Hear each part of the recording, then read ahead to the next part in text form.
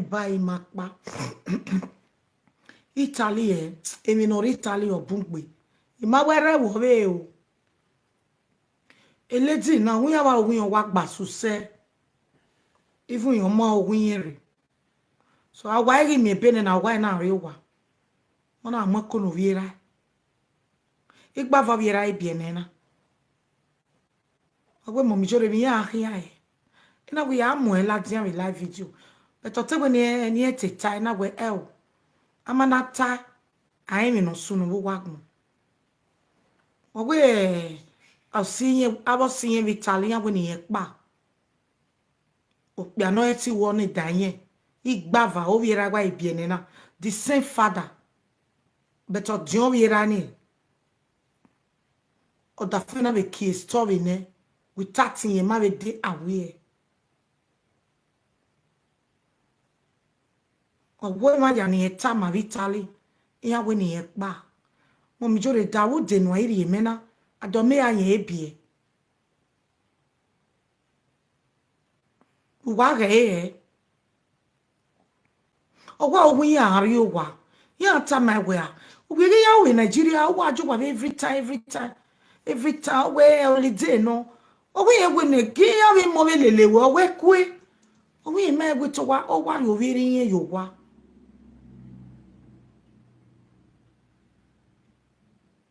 igo ya ni yen kun owo pe ana yen zo eju. So, everyone, welcome back to my YouTube channel. If you have not subscribed, my darling people, please do subscribe and smash the notification bell. Thank you and God bless you. My darling people, my correct people, this video today now about one video where Mommy Iyore just now, we just shockalize me like seriously. But some people shy, they wicked for this life. Some men they wicked. This woman cry come and say he husband when he married for how many years we be say when he not get in there with him. This man not get money, he not get anything in there with him. But today, Nana, this man, my people, since there this life, oh, this man now can't go Nigeria, go give this his wife, papa, daughter, Belle. Now wow. I fear when I see the topic, if I see some kind of topic, sometimes I go to fear to talk them. Some men they wicked, sha. Some men they wicked like seriously. Who does that? How you go do this kind thing to your own wife? Go give. You don't even still go far. You go give papa pikin Belle. I hope you understand. Like as I be now, my own papa pikin where another woman born for him. My own husband can go give am Belle. Now they happen so. And not be only one. This girl don't born for this man. Two. My people, the woman say don't know what to do again. Some of your friends they tell us to make you come up for the marriage. You don't know what to do. Whether may she stay or may not stay. My people, I want to reason this matter. I fear as I see the topic. I fear some men they wicked, sha. Some men they wicked like seriously. My people, ma put the video more na see am. More na say me comment I beg. buy makpa Italy emi no Italy obungbe imawere wo be o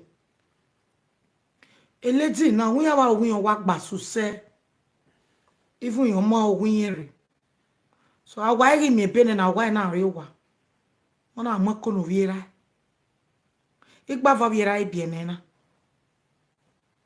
ogwe mo mi jore mi ya ahia e na we amu e la dia we live video but otegbe ni eteta na we el amanata ai mi no sunu wo wagmo ogwe abosinye Italian we ni yepa opia no eti wo ni danye igbava o viera gwa ibiene na the same father but odion viera ni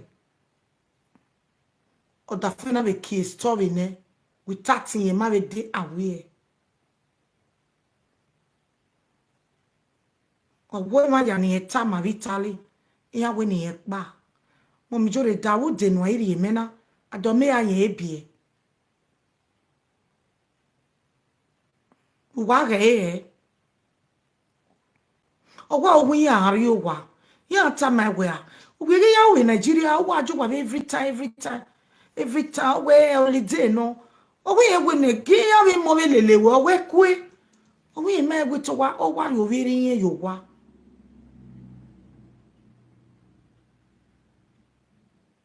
igo ya ni ye kun owo pe ana ye zo eju so egbe marriage na no pa bi no total na me age do wa gele temata bebo do wa gele boye ku bebo o me a ebie obiera bi o meva o we to da wa bie na o da bie bi la so we November ate we ni pokere owo na bie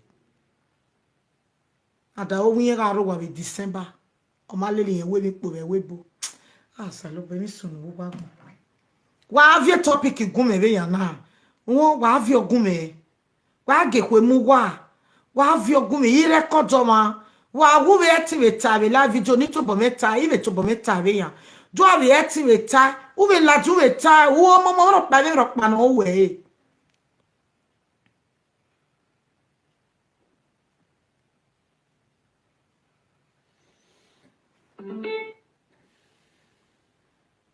oh no be mama. Hello mama. Ka o sa tin we. Ka je ma gun aba ko won. Ere ni ya dan me message we na wa bi awe mi Nigeria reply we sin. Ko si ma ro we wa dey busy sin.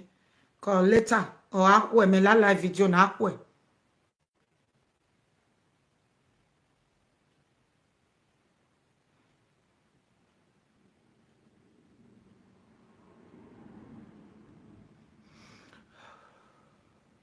No see the marriage aya abi no continue ye do ne mota obi me ba ma wa no better wa e me ba mama we adam yo mi age mi ni mata me ni mi ata I ma reply when ma na we me ni eta ma we ni maka la dia na be live video hello Mama Iyore. Give me o site we gwala dia gwala dia gwan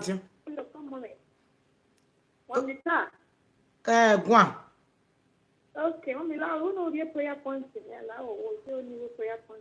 O ma wo get 3 days kane won wa we o salo ba me kan irun we God of Iyore na thunder fire o ga remember we any ka o ga remember we no uja me wo me ya ku we no ya neru no se aga ka we ba u ga lo anoti oye wo me to ga me we fa emi ya fe no da we bo ni o to ga so wo bo e ti Jesus Christ no do mi mafa wo get 3 days shall be well with you.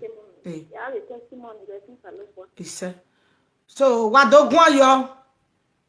Owe de niyen pa bi niyen total oviera no e ovije era pa wa biyan ije di girl po giver. O de bo we hairi yen ri. 3. Hello, God bless you. But mamu go jo biera na hu. Hello, o wa bi na e kon na. Hello, site we. O sa to ye bota o. Ka bi je me. O ko mama ri aye gba ye. Emi ya wa ma o sa wese. So the call mama. So you want me topic no mu ya we utana. Owe obiera di ge na bi. Oviera wiya wa kin oviera ije di go po give awo wera. But again na ga ije na ga odio what yin ne kere no. Okay, yeah, because no ya full leg na. So after you say we put you also say what that for. I can't don't know what that for ai. Only me we ti ave fok pa. So but no ya sha yan we ugbe o. We ugbe. So sunu na. So e pa o ma don't know what that for ai. Huh? Okay, one don't know so that why. So when I say we boy actually only in Nigeria. So for mama I do I because we do right now we can't do pass at that why can't come here. What give you can't come here. You come here what give you? Huh? Look the way we cake and not share any. Ya we show. Ya wa we. But okay we. So this Iyore no. Makero no kimo kone obije. Siso Iyore no. Siso no bia ya ma dai o, no na ma dai. Egbe. Okay, omo no bi na be ana. It's okay. I no gbala owune. It's okay. O si are. So I just pa me ta o mama. Okay, now we go itana. No stay je no what on na get pa. That pa no stay, no total. No total. No total. No total. No dog give no cook give no total. My what's it? Cause oh yes, hello from Spain. What's that get call? A topic in a you not better talk. He say. Domo lo you are watching me with dolo eh. When you like it video now, wanna give this video thumbs up, please now. Okawo enyesu dwa sunu. The way bonona ka boge. If you are niggas with normal job, the way here we been this is not that. Una ka boge. You are with normal job, the way for what? Here we been not that. Area be the way if only with normal job, the way of a mere thing. Not that.